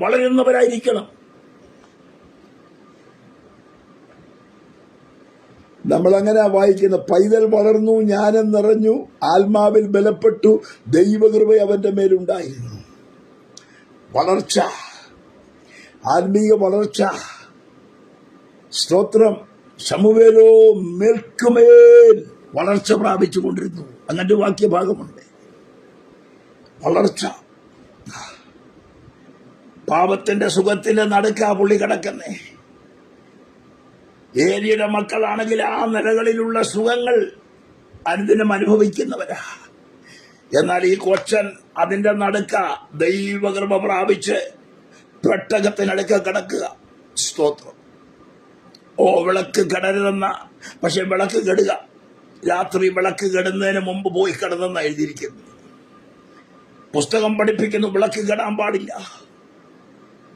ഇടിച്ചെടുത്ത തെളിവുള്ള ഒലിവെണ്ണ വിളക്കിൽ ഒഴിക്കണം. രാത്രി മുഴുവൻ വിളക്ക് കത്തണം. ഈ വിളക്ക് പ്രകാശിച്ചുകൊണ്ടേയിരിക്കണം. പക്ഷേ വിളക്ക് കെടുക. ഇന്നും അങ്ങനല്ലേ? രാത്രി മുഴുവൻ കത്തേണ്ട വിളക്കുകൾ കെട്ടുകൊണ്ടിരിക്കുക. സദൃശവാക്യങ്ങൾ ഇങ്ങനെ വായിക്കുന്നു, അവളുടെ വിളക്ക് കെട്ടുപോകുന്നില്ല. ജ്ഞാനമായവളെ കുറിച്ച് പറയുക, സാമർഥ്യമുള്ള ഭാര്യയെ കുറിച്ച് പറയുക. അവളുടെ വിളക്ക് രാത്രിയിൽ കെട്ടുപോകുന്നില്ല. രാത്രി വരാം, ജീവിതത്തിൽ പ്രതിസന്ധി വരാം, പ്രതികൂലങ്ങൾ വരാം, പക്ഷെ വിളക്ക് കെട്ടുപോകരുത്. വിളക്ക് കെടുന്നതിന് മുമ്പ് ഈ കൊച്ചൻ അവിടെ വന്ന് കടന്നു. എവിടെ? പെട്ടകത്തിനടുക്കൽ. ഈ പെട്ടകത്തെ ഒന്ന് ശ്രദ്ധിച്ചേ. അതിനകത്ത് കാഴ്ചയപ്പത്തിന്റെ മേശ. കാഴ്ചയപ്പമുണ്ട് അതിനകത്ത്. മേശയല്ല, കാഴ്ചയപ്പമുണ്ട്. അതിനകത്ത് അഹരോന്റെ തടുത്ത വടിയുണ്ട്. അതിനകത്ത് മണ്ണായിട്ട് വെച്ച പൊൻപാത്രമുണ്ട്. നിയമത്തിന്റെ കൽപ്പലകയുണ്ട്. ഇതെല്ലാം അതിനകത്തുണ്ട്. ദൈവത്തിന്റെ വലിയ അത്ഭുതങ്ങളും അടയാളങ്ങളും മിസ്രൈമിൽ നിന്ന് ഇറങ്ങിയ ജനത്തിനു വേണ്ടി ദൈവം പ്രവർത്തിച്ച അത്ഭുതങ്ങളും ഒക്കെ ഇതിനകത്ത് ഇതിനകത്തിരിപ്പുണ്ട്. അതിന്റെ പുറത്തായി അതിനടുത്തായി വന്ന് കിടക്കുന്ന ഈ കൊച്ചൻ നിയമപ്പെട്ടകത്തിന് അടുക്കൽ വന്ന് കിടന്നു. ഓ, വിളക്ക് കെട്ടുപോയി. രാത്രി അർദ്ധരാത്രിയായി ഒരു ശബ്ദം കേൾക്കാം, ശമൂവേലേ ശമൂവേലേ. കൊച്ചനൊന്നും മനസ്സിലായില്ല. അർദ്ധരാത്രിക്ക് വല്ല പിശാചാണോ വിളിക്കുന്നതൊക്കെ ചിന്തിച്ച് കാണാം. ആരാ വിളിക്കുന്നത്? ഓടിച്ചെന്നു, അപ്പന്റെ അടുക്കൽ ചെന്നു. അവൻ ഏലിയുടെ അടുക്കൽ ചെന്നു. ഏലിയോട് ചോദിച്ചു, അപ്പച്ചാ എനിക്കൊരു ശബ്ദം കേട്ടു. എന്താ? ശമൂവേലേ ശമൂവേലേ തന്നെ ഒരാൾ വിളിച്ചു. അപ്പൊ ശമൂവേലിന് കാര്യം അറിയാവേ, ഈ ശബ്ദം കേട്ടിട്ടുള്ള ശമൂവേല് അല്ല, ഏലി കേട്ടിട്ടുള്ളതാ. ഏലി പറഞ്ഞു, ഇനി വിളിച്ചാൽ നീ ഇങ്ങനെ പറയണം, യഹോവേ അരുളി ചെയ്യണമേ, അടിയൻ കേൾക്കുന്നു. ആ 3-ാം അധ്യായം 1 ശമൂവേൽ നിങ്ങൾ വായിച്ചാൽ മതി. വചനം ദുർലഭമായിരുന്നു, ദർശനമേറെയില്ലായിരുന്നു. വിളക്ക് കെടാൻ തുടങ്ങി. ഏലി തന്റെ സ്ഥലത്ത് കിടന്നുറങ്ങി. അദ്ദേഹത്തെ ഞാൻ കുറ്റം പറയുന്നില്ല, പ്രായമായി. എല്ലാം കൊണ്ടും മഹത്വം ഇസ്രായേലിൽ നിന്ന് പോയെന്നൊരു പദം ഇവിടെ കിടപ്പുണ്ട്. എന്നാൽ മഹത്വം പോകാതിരിക്കാൻ ഒരു കൊച്ചൻ ആ ന്യായപ്രമാണത്തിന്റെ, ആ കാഴ്ചയപ്പത്തിന്റെ, ആ നിയമപ്പെട്ടകത്തിന്റെ അടുക്ക കിടക്കുക. ഓ റിബാദാബാദ ദൈവസന്നിധിയിൽ ദൈവിക മഹത്വത്തിന് വേണ്ടി ദൈവത്തെ കാത്തിരിക്കുന്ന എത്ര പേരെന്നെ ശ്രദ്ധിക്കുന്നുണ്ട്. സാഹചര്യങ്ങളെല്ലാം ദൈവമഹത്വത്തെ കാവർന്നെടുത്ത് ആത്മീകാനുഭവങ്ങളുടെ ദർശനം നഷ്ടപ്പെട്ട് ദൈവകൃപയുടെ ശക്തമായ ദൈവപ്രവൃത്തികൾ ചോർന്നു പോയിട്ട് ജനത്തിന്റെ നടുവിൽ ആത്മീക വെളിപ്പാടുകൾ നഷ്ടപ്പെട്ട ഒരു സമയം.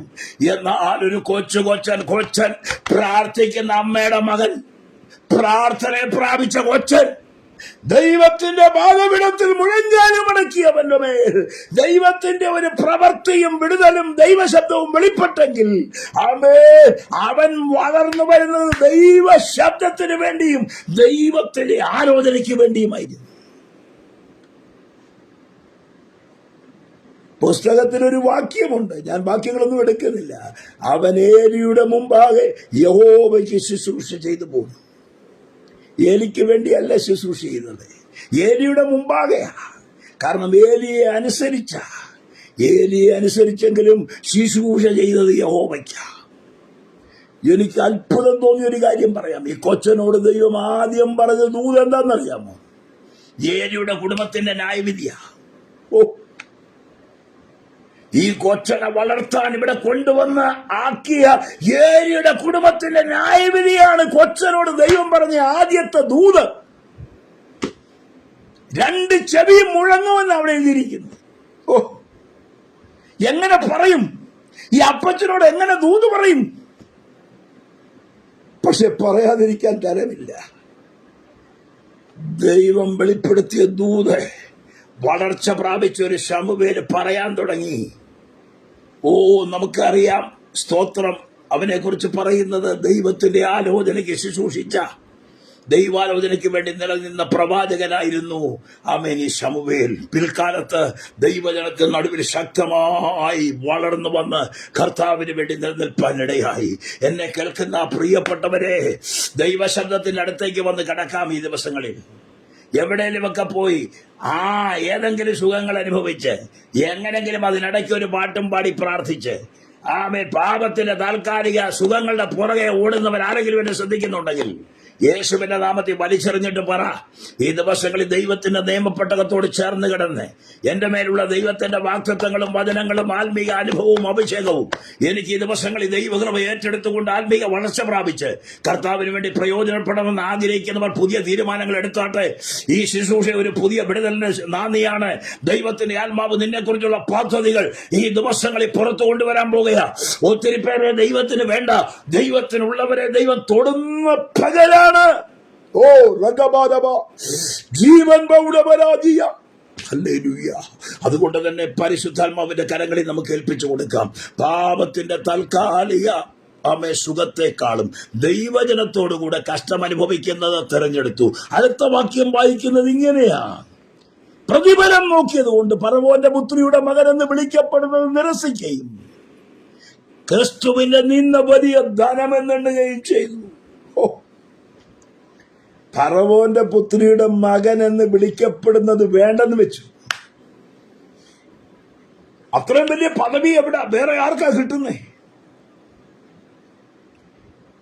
എന്നിട്ട് അവിടെ എഴുതിയിരിക്കുന്നത് എന്തോ തെരഞ്ഞെടുത്തു? ക്രിസ്തുവിന്റെ നിന്ന. സ്തോത്രം. വലിയ ധനം. ഫറവോന്റെ പുത്രിയുടെ മകനെന്ന് വിളിക്കപ്പെടുന്ന മിസ്രൈമിലെ വലിയ നിക്ഷേപങ്ങളെക്കാൾ ക്രിസ്തുവിന്റെ നിന്ന വലിയ ധനമെന്നെ. ആര്? മോശ. എന്തുകൊണ്ട്? വിശ്വാസത്താൽ വളർച്ച പ്രാപിച്ചെന്നേ. വളർന്നു. വളർന്നെങ്കിലേ ചിലതൊക്കെ തിരഞ്ഞെടുക്കാൻ പറ്റുള്ളൂ. കുരുട്ട് പിടിച്ചിരുന്ന അവിടെ ഇരിക്കുമെന്ന്. ആത്മീയമായി വളർച്ച പ്രാപിക്കണം. വചനമെന്ന മായമില്ലാത്ത പാല് പത്രോസിൽ എഴുതി അങ്ങനെ വാക്യമുണ്ട്. എല്ലാ ദുഷ്ടതയും ചതിവും വ്യാജഭാവവും നുണയും നീക്കിക്കളഞ്ഞ് ഇപ്പോൾ ജനിച്ച ശിശുവിനെ പോലെ വചനമെന്ന മായമില്ലാത്ത പാല് കുടിക്കാൻ വാഞ്ചിപ്പീൻ, എന്നാലേ വളരുള്ളൂ. നീക്കേണ്ടത് നീക്കിയിട്ട് വേണം വചനം കുടിക്കാൻ. അല്ലെങ്കിൽ എന്തോ പറ്റുമെന്നറിയാവോ? ഇതെല്ലാം കൂടെ അകത്തിരിക്കുമ്പോൾ ഇതും കൂടെ കുടിച്ചു കഴിഞ്ഞാലുള്ള കുഴപ്പം എന്നാന്ന് ചോദിച്ചാൽ വയറ് വല്ലാത്ത പരുവത്തിയാകും, കണ്ണൊട്ടും വല്ലാത്ത പരുവക്കേടാകും. പക്ഷെ നീക്കേണ്ടതെല്ലാം നീക്കി ശുദ്ധീകരണമൊക്കെ നടത്തി ഈ വചനം അകത്തോട്ട് കയറിയാ ഉണ്ടല്ലോ, നിന്റെ വചനം വളർത്തും. ഈ വചനം അങ്ങോട്ട് നിന്നെ വളർത്തും. നിന്റെ നാഡീനരമ്പുകൾ ബലപ്പെടും, അസ്ഥിമജ്ജകൾ ബലപ്പെടും, ക്ഷീണങ്ങൾ മാറും, കെടുതികൾ അഴിയും, കേടുകൾ അഴിയും. വചനം നിന്റെ മേൽ ശക്തിയോടെ വ്യാപരിച്ചു കഴിയുമ്പോൾ നിനക്കറിയാം, സ്തോത്രം, ദൈവത്തിന്റെ വചനമാണ് എന്റെ മേൽ വ്യാപരിക്കുന്നത് നിനക്കറിയാം. വചനം എന്ന് പറയുന്നത് പാറയെ തകർക്കുന്ന ചുറ്റികയാണ്. അത് പാറയെ തകർക്കുന്ന ഏത് വമ്പം പാറയെ തട്ടി തകർത്തുകൊണ്ടാ വചനം വളർന്നു വരുന്നത്. നിനക്ക് മുമ്പിലുണ്ടല്ലോ വമ്പം പാറകൾ, അതിനെയൊക്കെ തകർക്കുന്ന ചുറ്റികയാ ദൈവത്തിന്റെ വചനം. ഈ വചനം അകത്ത് കയറിയാലുണ്ടല്ലോ, വചനത്തിന്റെ ശക്തി വെളിപ്പെട്ടാലുണ്ടല്ലോ, തകരേണ്ട ചിലതെല്ലാം തകരും. നീ ഏറ്റെടുക്കേണ്ടതുപോലെ ഏറ്റെടുക്കാൻ ഇടയായിത്തീരും, സമർപ്പിക്കേണ്ടതുപോലെ സമർപ്പിക്കുവാൻ ഇടയായിത്തീരും. ഇതെങ്ങനാന്ന് ചോദിച്ചാൽ പണ്ടൊരു വെല്ലുമിച്ചോടെ പറഞ്ഞു, കർത്താവിനെ ഹൃദയത്തിൽ സ്വീകരിക്കണമെന്ന് പറഞ്ഞു. ഹൃദയം തുറന്ന്, ഹൃദയത്തിലാ കർത്താവ്. അപ്പൊ അമ്മച്ചി പറഞ്ഞു, ഞാനേ നാളുകളായിട്ട് ഇങ്ങനെ കർത്താവിനെ വിളിക്കുന്നുണ്ട്, പ്രാർത്ഥിക്കുന്നുണ്ട്, പോകുന്നുണ്ട്. അപ്പൊ ഒന്നുകൂടെ പാസ്റ്റർ പറഞ്ഞു, കർത്താവിനെ ഹൃദയം തുറന്ന് സ്വീകരിക്കണം എന്ന് പറഞ്ഞു. അപ്പൊ ഈ വല്യമ്മച്ചി പറഞ്ഞു, ഞാൻ തുറന്നിട്ടിരിക്കുക, കർത്താവ് വരുവോ പോകുവോ ഇരിക്കുവോ കിടക്കുവോ എന്നെ വേണേലും ചെയ്തോട്ടെ, ഞാൻ അങ്ങ് തുറന്നിട്ടിരിക്കുകയാണ്. ചിലരിങ്ങനെ തുറന്നങ്ങിട്ടിരിക്കുക. അങ്ങനെ തുറക്കണ്ട, സമർപ്പണമുള്ളൊരു അനുഭവമാണ് വേണ്ടത്. അല്ലാതെ ചുമ്മാ തുറന്നിട്ടിരിക്കുക എന്ന് പറഞ്ഞ് കർത്താവ് വരുവോ പോവുമോ ഇരിക്കുവോ കിടക്കുവോ അങ്ങനെയുള്ളിടത്തൊന്നും കർത്താവ് വരികയില്ല. അത് അങ്ങനെയുള്ളിടത്ത് കയറുന്നത് മറ്റേ പുള്ളിയാണ്. കർത്താവ് കയറിയിരിക്കണമെങ്കിൽ അത് സമർപ്പണത്തോടുകൂടെ ഏൽപ്പിച്ചു കൊടുക്കുന്നവരുടെ ഹൃദയത്തിലാണ് കർത്താവിന്റെ ശക്തിയേറിയ വിടുതൽ വ്യാപരിക്കുന്നത്. അതുകൊണ്ട് മോശ വളർന്നപ്പോൾ ചെയ്ത 2 കാര്യങ്ങൾ നമ്മളിവിടെ ചിന്തിച്ചു. സമയം തീർന്നല്ലോ, എന്റെ വാക്കുകൾക്ക് വിരാമം കുറിക്കാൻ പോവുക. 2 കാര്യങ്ങൾ നമ്മൾ ചിന്തിച്ചു. വളർന്നപ്പോൾ പാപത്തിന്റെ തൽക്കാല ഭോഗത്തെക്കാളും ദൈവജനത്തോടു കൂടെ കഷ്ടമനുഭവിക്കുന്നത്. 2, ഫറവോന്റെ പുത്രിയുടെ മകനെന്ന് വിളിക്കപ്പെടുന്നത് നിരസിച്ചു, വേണ്ടെന്ന് വെച്ചു. പിന്നെ ക്രിസ്തുവിന്റെ നിന്ന ധനമെന്നെണ്ണി. നിങ്ങൾക്കറിയാമോ, ഈ മോശയെ ഫറവോന്യമായ ഒരു അടക്കം മോശയ്ക്ക് കിട്ടേണ്ടതാ, കൊട്ടാരത്തിൽ വളർന്നിരുന്നെങ്കിൽ. എവിടെ? ഞാൻ നേരത്തെ പറഞ്ഞ പിരമിഡിനകത്ത്, സ്വർണ്ണപ്പെട്ടിക്കകത്ത് സ്വർണ്ണ വടി വരെ വെച്ച് കാര്യങ്ങളെല്ലാം ക്രമീകരിച്ച് അടക്കേണ്ടതാ മോശയെ. പക്ഷെ മോശ വേണ്ടെന്ന് വെച്ചു. പക്ഷെ നിങ്ങൾക്കറിയാമോ, ദൈവം ഒരു സംസ്കാര ശുശ്രൂഷ അഥവാ ഒരാളെ അടക്കിയെന്ന് ബൈബിളിൽ എഴുതിയിട്ടുണ്ടെങ്കിൽ അത് മോശയെ മാത്രമാണ്. കാരണം മിസ്രൈമിലെ പിരമിഡിനകത്തുള്ള അടക്കം വേണ്ടെന്ന് വെച്ചയാളാ മോശ. ആ മോശയെ അടക്കാൻ യോഗ്യത മോശ അത്രയും വലിയ കാര്യം വേണ്ടെന്ന് വെച്ചപ്പോൾ ദൈവം തന്നെ മോശയെ അടക്കി എന്ന് എഴുതിയിരിക്കുക. ഓ, അതിന്റെ അർത്ഥം നിങ്ങൾക്ക് മനസ്സിലായോ? നീ ചിലത് വേണ്ടെന്ന് വെക്കുമ്പോൾ തമ്പുരാൻ നിന്നെ മാനിക്കുമെന്നാണ് ഞാൻ ഈ പറഞ്ഞു വന്നത്. നീ എത്രത്തോളം ഉയർച്ച വേണ്ടെന്ന് വെക്കുന്നുവോ അത്രത്തോളം ദൈവം നിന്നെ ഉയർത്തുമെന്നാണ് ഞാൻ ഈ പറഞ്ഞത്. സ്തോത്രം. ആ പിസ്കയുടെ മലഞ്ചെരുവിൽ നിന്നുകൊണ്ട് മോശ വാഗ്ദത്തദേശം കണ്ടു. അവിടെ മോശ അടക്കപ്പെടുന്ന ഒരു ഭാഗം നമ്മൾ ആവർത്തന പുസ്തകം ഒടുവിലത്തെ അധ്യായത്തിൽ വായിക്കുന്നു. അതിനെക്കുറിച്ച് സവിസ്താരമായിട്ടൊന്നും വിസ്തരിക്കുന്നില്ല. അവരുടെ പദം മോശയെ ദൈവം തന്നെ അടക്കി. ദൈവം തന്നെ മോശയെ അടക്കി. കാരണം ഇത്രയും മിസ്രൈമിന്റെ നിക്ഷേപവും സമ്പത്തും ഫറവോന്റെ പുത്രയുടെ മകനെന്നും അവിടുത്തെ പിരമിഡും വേണ്ടെന്ന് വെച്ച പുള്ളിയെ വേറെ ആരാ അടക്കേണ്ടത്? വേറെ അടക്കാൻ യോഗ്യതയുള്ളവരാരുണ്ട്? ഇത്രയും വലിയ ഭക്തരെ അടക്കാൻ ദൈവം തന്നെ ഇറങ്ങി വന്നത്. ദൈവം ഇറങ്ങി വന്നു മോശയെ ശുശ്രൂഷിക്കാൻ അവസാന നിമിഷം.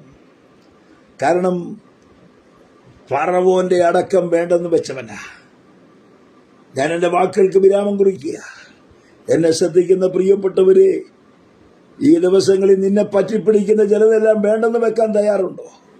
ഇത്തിക്കണ്ണി പോലെ പലതും പറ്റിപ്പിടിച്ച്, പലതിലും നീ കയറി പറ്റിപ്പിടിച്ച് ഇങ്ങനെ വളഞ്ഞു കിടക്കുക പോരാ.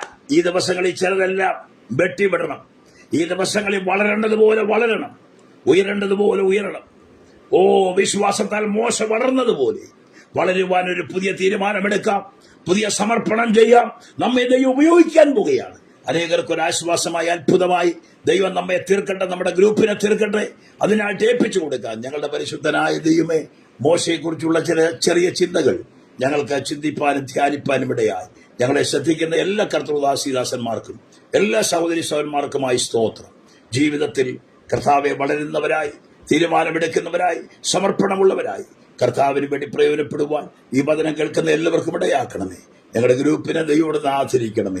കർത്താവിന്റെ നാമത്തിന് വേണ്ടി വളരെ പ്രയോജനപ്പെടുവാൻ എല്ലാവർക്കും അവിടുന്ന് കൃപ പ്രാർത്ഥിക്കുന്നു. ശുശ്രൂഷകളെ മാനിച്ചുള്ള തിരുനാമത്തെ മാത്രം ഉയർത്തിയാട്ടെ. അങ്ങയുടെ മഹത്വം മാത്രം വെളിപ്പെടുത്തും. പുത്രനെ മഹത്വപ്പെടുത്തിയാട്ടെ. യേശു ക്രിസ്തുവിൻ നാമത്തിൽ തന്നെ. ആമേൻ.